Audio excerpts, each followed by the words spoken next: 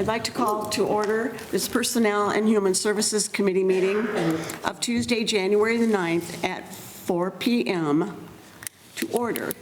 Roll call, please. Nemec. Here. Millet. Here. Banajek. Present. Herrick. Here. Radke. Here. Poirier. Present. Begic. Here. Quorum present. Thank you. Please rise for the Pledge of Allegiance. I pledge allegiance to the flag of the United States of America and to the republic for which it stands, one nation under God, indivisible, with liberty and justice for all.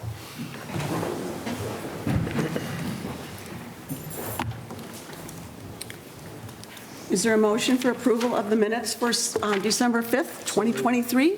Support. Okay. Any discussion? All those in favor? Aye. Opposed? Motion carried.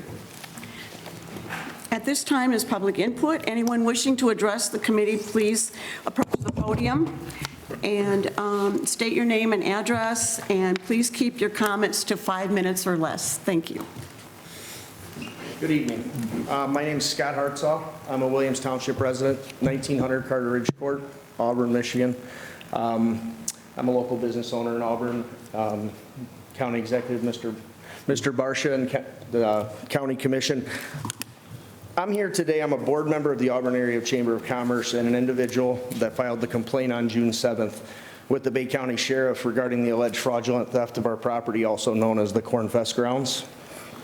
I'm here to ask for some assistance in getting answers for the valued members of our community, Auburn, Williams Township, and surrounding communities. Despite numerous attempts going on nearly 8 months, we've received little to no information on the standing of our complaint from Bay County Prosecutor's Office. Our legal counsel has reached out. I personally have called over a dozen times. I visited the prosecutor's office 6 times, and I've reached out to the victim's crime advocate and am awaiting a return phone call.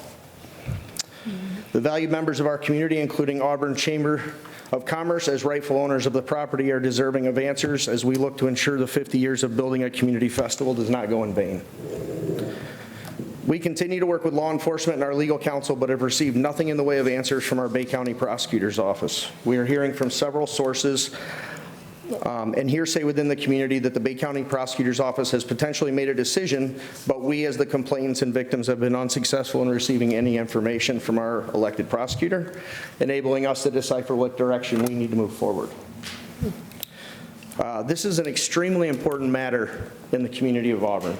It's a divisive matter. It's divided our community in some sorts, and we're relying on our elected officials to get something done. If it's a non-charging decision, so be it. If it's a charging decision, so be it. But we can't get answers from an elected position within our community, and we're here to ask for some support. We are really working with our legal counsel to explore other avenues with the Attorney General's office in Lansing, but I'm just going to speak as a community member right now.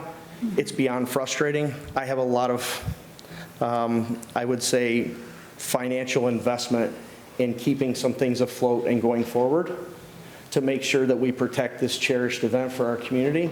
And I can't even get a return phone call from an elected official's office in this county, and it's really disheartening. So any support and assistance the commission, Mr. Barsha, you could offer, we would greatly appreciate. Thank you. Thank you. Yeah. Anyone else? I know what's going on. Hi, my name is Lee Kilborn. I'm mayor of the city of Auburn. And yes, we have a problem in Bay County. You know, there's that old saying, there's something rotten in Denmark, and we've got something going on here. And I'm going to throw it at the prosecutor's feet, because we have at least 4 issues in the city of Auburn, and more when I talk to the sheriff about other issues in Bay County, which aren't getting resolved due to I'm trying to think of a tactful, nice word, but the lack of resolve in our prosecutor in taking action. You know, yes, we heard here the Bay County where the Auburn Corn Fest, that was an issue last year. But we also have an issue which is over a year old, where there was a home invasion, assault and battery. The people involved who did the action it's happened in Auburn, from what I've talked to the people who suffered, that they confessed to doing it in the police record, but the prosecutor just won't press charges, won't do anything. You know, what does that say about Bay County here? You know, Bay Future, I'm on the board of Bay Future. We try to get people to come and build businesses. We try to get, you know, they build new homes and come and live, but we can't get a prosecutor to prosecute home invasion, assault and battery. We have 2 other cases in Auburn, which she's failed to do things with, where the local, used to be the, well, it's called JoJo's now, party store, that was robbed last year. Person was arrested, had the goods, from what I understand, still hasn't been prosecuted. The same person, from what I'm told, this past June, July, robbed another convenience store in Auburn, set it on fire to kind of hide his escape. So you have arson, you have robbery, still hasn't been prosecuted, still hasn't been charged. They're just still walking the streets. They live in Auburn. I can't do anything about them. You know, I talked to the sheriff. He's at his wit's ends, you know, but the prosecutor, for some reason, doesn't seem to want to do anything. And I realize the prosecutor is an elected position, you know, so you technically don't have any power or control over her. But you may have some influence.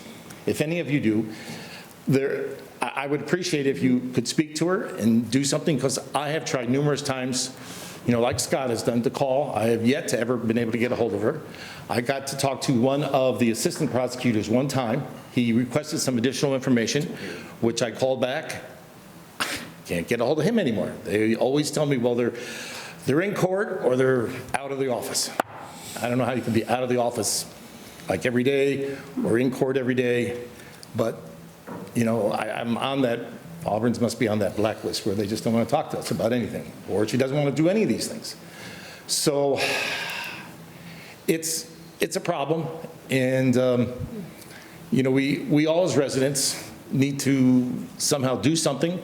We who hold political office, you know, we have a margin of clout with some of these people, some not, but we just need to do something to try and work to make Bay County better. You know, if crime rates go up, or if people see, well, hey, they don't want to prosecute these people in Bay County, well, let's go do our crimes in Bay County. We'll skip doing them in Midland or Saginaw. You know, so, and we don't want to be that community. We don't want to be like in LA or San Francisco or New York or Philadelphia, where you don't have prosecutors which want to uphold the law. You know, we've had a long time where we've always supported the law. We've had good people in these jobs and have done things right, but I don't see that anymore. And my main purpose here is, I just think if all of you need to know these things, because if you don't and you think we're just having a great time, which, so to speak, we are in Bay County, but there's these underlying roots that could cause our downfall down the road. So I just wanted to make sure you were aware of it, so, and hopefully you might have some influence to talk and get something going one way or the other. Thank you very much. Thank you, Mayor. Thank you, Mayor. Thank you. Anyone else?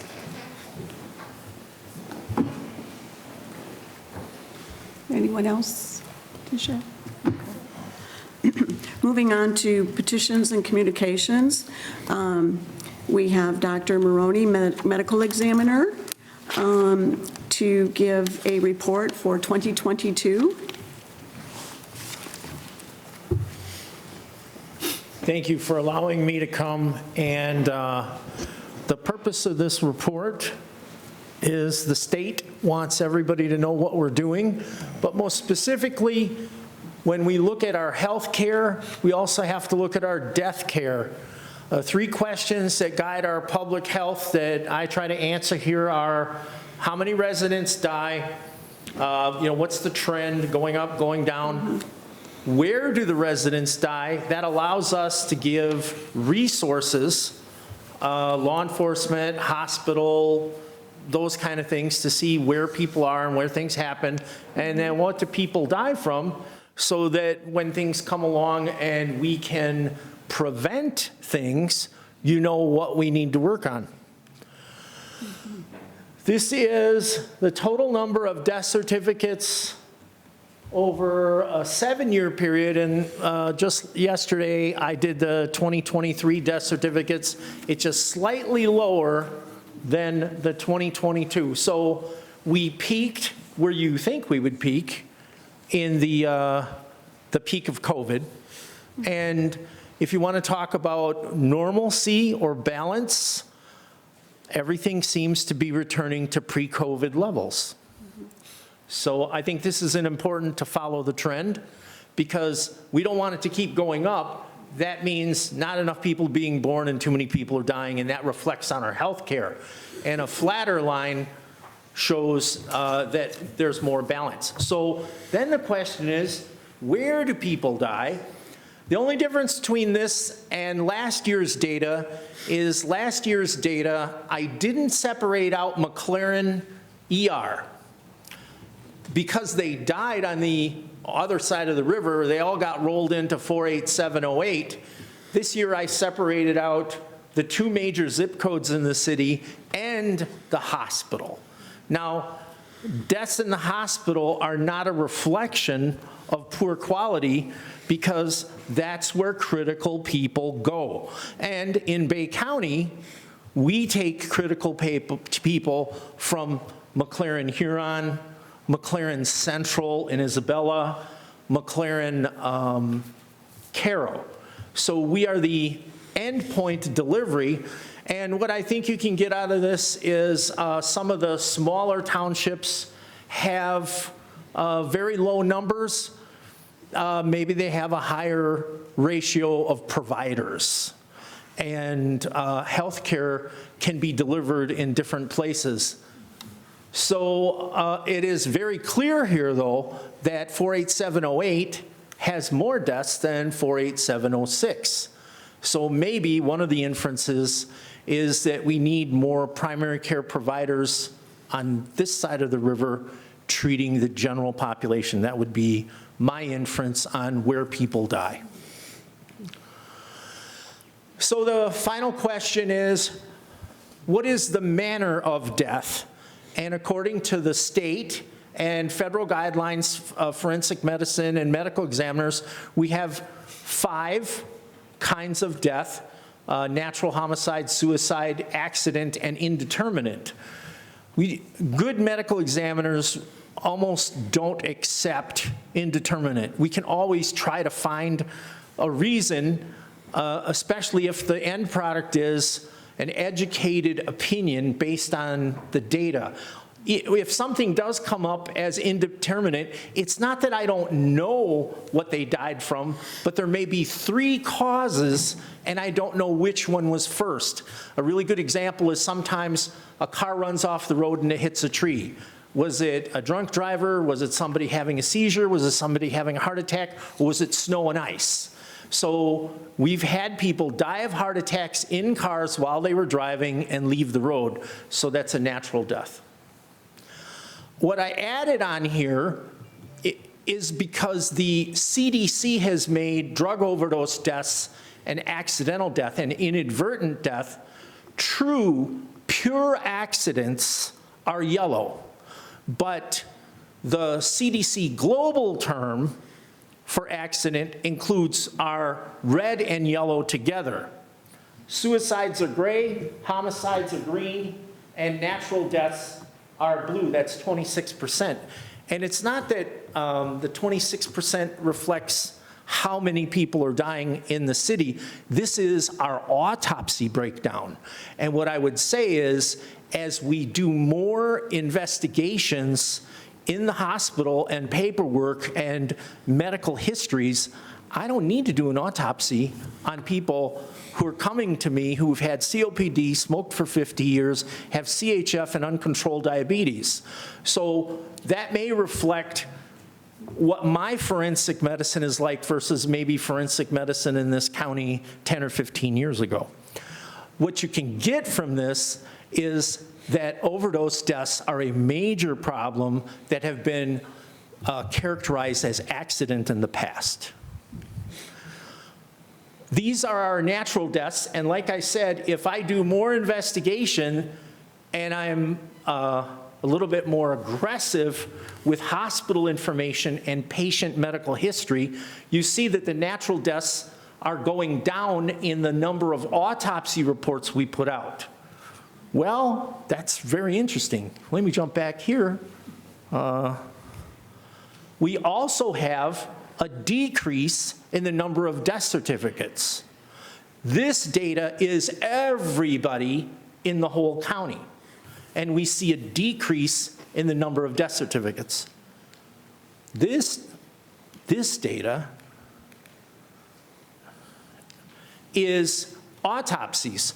So we have a decrease in the number of natural deaths and autopsies, and we have a decrease in the total number of deaths in the county. So when they go in the same direction, there's less question. One of the things that we noticed, I think I put this out last month when we talked a little bit about the overdose deaths and how the data comes through. This is a time series from 2010 to 2022. And we can see when deaths went up in overdoses, when they came down, when Narcan went out. Then when fentanyl came in, they went back up, and slowly they've come back down. And just this last year, 2022, clinically, they came down significantly, 30% from the previous year. What were people dying from in overdoses? Because that's our number one category.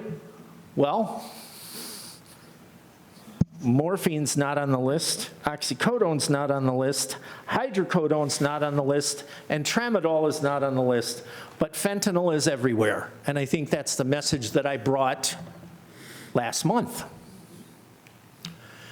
So let's go back and look at just the accidents and how did our accidents break out. You should not be surprised that motor vehicle accidents account for 47% of our accidents. Carbon monoxide poisoning for the next highest. Then there's asphyxia, which is different than carbon monoxide. It just means that there was an airway problem that may have been positional. Sometimes this is how we relate our child deaths in co-sleeping. Then we had drownings. We have drownings every year. We have the bay, we have the river, and fire deaths, which are hot, gaseous, burnt embers in the throat. And that final dark one, I didn't put it down because it's too big of a word to type in there, but it's the hypothermia. That's somebody who died from being outside. And the gray part of the old circle was suicide. And here's how our suicides break down. 5% of suicides were overdoses, and exsanguination was somebody who purposely cut major vessels and planned suicide by bleeding, and hanging and firearms. The 5 things we look for in suicide is there a note? Is there somebody going to jail with some really big problem that would push them over the edge? Is somebody recently diagnosed with cancer? Or has somebody lost a loved one or had a terrible breakdown in an important intimate relationship? So those are the kind of things that lead us to precede a suicide. And if we look at our homicides from 2010 to 2022, we peaked up a little bit at 3, but 2 of the people that ended up as a homicide here were not Bay City or Bay County residents. They were, the end of their life happened here, but they came from other places, and drug deals happen that way, and bad relationships happen that way. And when needed, there's an appropriate level of homicide that we accept that would be something that's a mitigation in criminal justice to reduce risk in the community. And as we finish, we look at cremation permits. For the first time in probably a decade, cremation permits went down, natural deaths went down, total death certificates went down. So these trends, in 2022, it's surprising. Nobody really knew what was going to happen to cremation permits because generally they're on the rise in the nation because cremation is cheaper. And there's a lot of stress. So I'm going to finish with where some of the cremations come from and how we deal with them. And the Estates and Protected Individuals Code, a Public Act 386, if a family abandons a body, well, it becomes mine. I become next of kin. And if the next of kin refuses to handle arrangements, then I work with, the health department, the hospital for storage, and the funeral home. And since 2018, we've had a significant increase in the number of cases that are handled by the medical examiner. And all totaled, in the last 2 years, we've probably had 50 unclaimed bodies. What we see is that this is a reflection of disparity and despair from COVID. We see that this is probably due to poverty, and it's also difficult. MDHHS documentation is onerous, and it's really not user-friendly, but you can't just do whatever you want. You have to follow the law. And based on inflation, cost of living, and the poverty index creeping around, surely unclaimed bodies will increase, and the processing of unclaimed bodies is an unfunded mandate from the state. They don't give us money to do this. Every county kind of has to figure it out themselves. If we could ever get a law to help the medical examiners and the county health departments, that would help. But besides being an unfunded mandate, it is time-consuming and a desolate job that you can't talk to the families. They don't want to talk to you. If there was some kind of relationship that was toxic, everybody says good riddance, and you can tell something about a society and how they treat their dead, so we try to treat everybody with respect. And on a regular basis, which is probably half the year, we get to a point where the McLaren morgue has a slight overflow, and some of the bodies are there for a week or 2 or 3 or sometimes a month because we can't get any traction and we're really busy trying to handle some other things. But I do see how this works in Midland, Iosco Bay, and Aranac, and they have some processes that, if I can work with the health department to look at some of these other counties. One of the problems with unclaimed bodies that sneaks up on us is if somebody dies in the hospital, they just run down and put the body in the morgue. And they feel no obligation to work with the family to find a funeral home. So that's what kind of catches us from behind.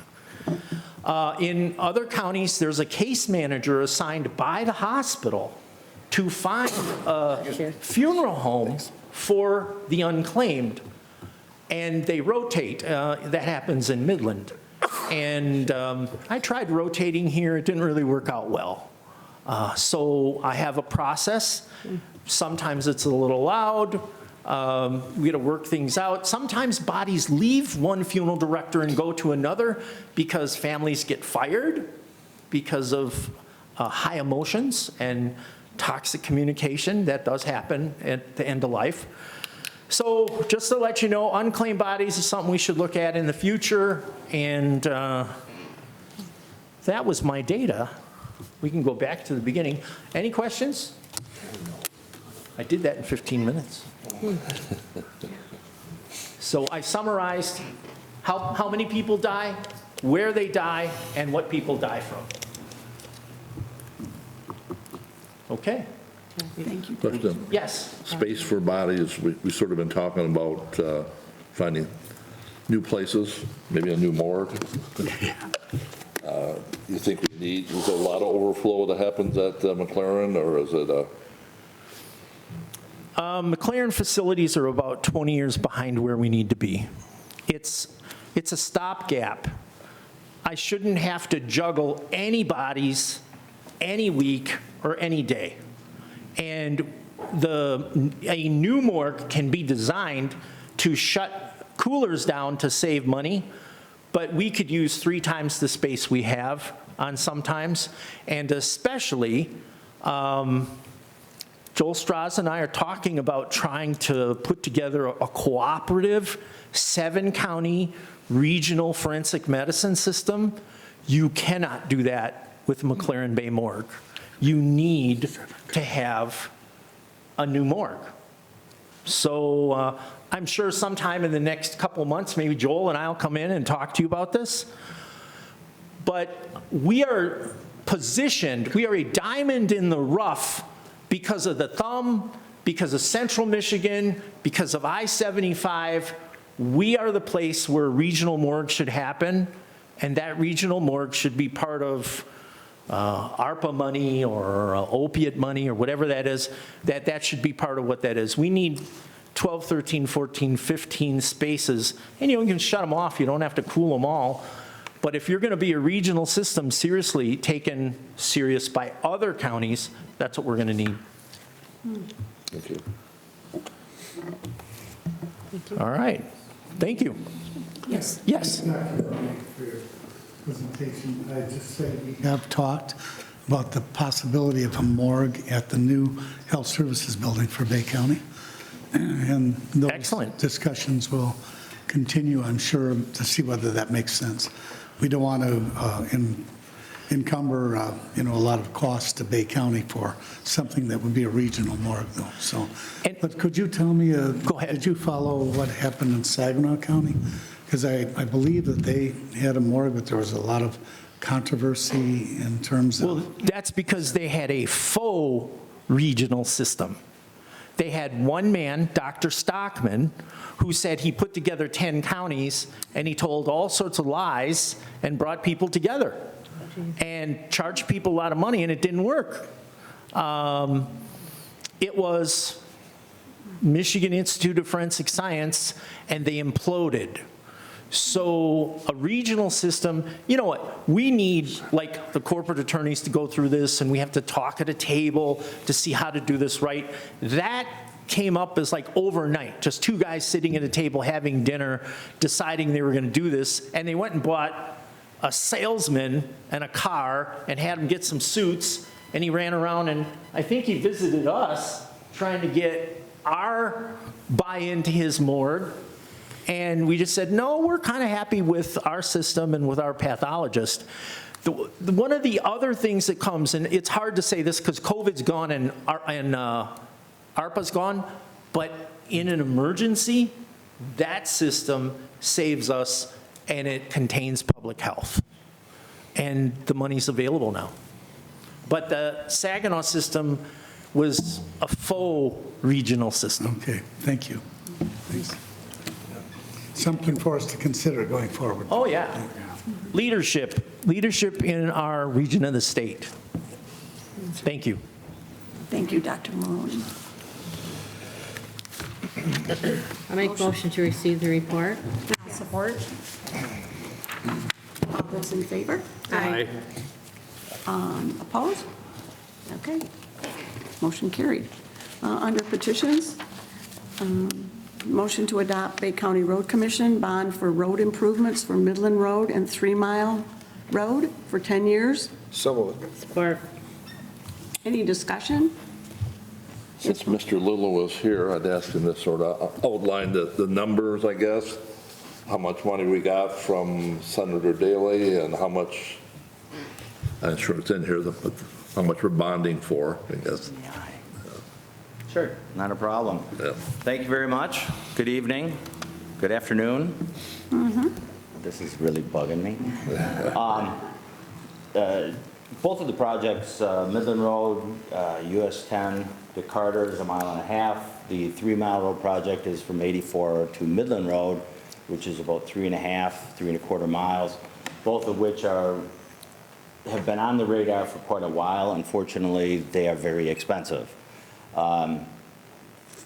We did seek, as Commissioner Begic said, we did seek funding. We did get we did get $3.5 million 2.5 from Senator Daley 4 years ago. That sunsets September of '24. The other was from our municipal planning organization, MATS, which is a mirror of BCATS here, since we're in the Midland area also, which makes things interesting, but we did get $1 million from them to help the Midland Road project. So unfortunately, that's, the two together are estimated at 9.9. We got 3.5, so thus we have a shortfall of 6.4. We cannot continue to maintain, especially 3 Mile any longer. If you've been down there, in fact, don't go down there. It just avoid it completely. It is basically fallen into the drink, for lack of a better word, and it needs help pretty much now. So we looked into bonding, worked with Baker Tilly Bond Counsel. Thank you to Amber, Chana, Lindsay, everybody for your help in getting the information to the committee, the commission to consider.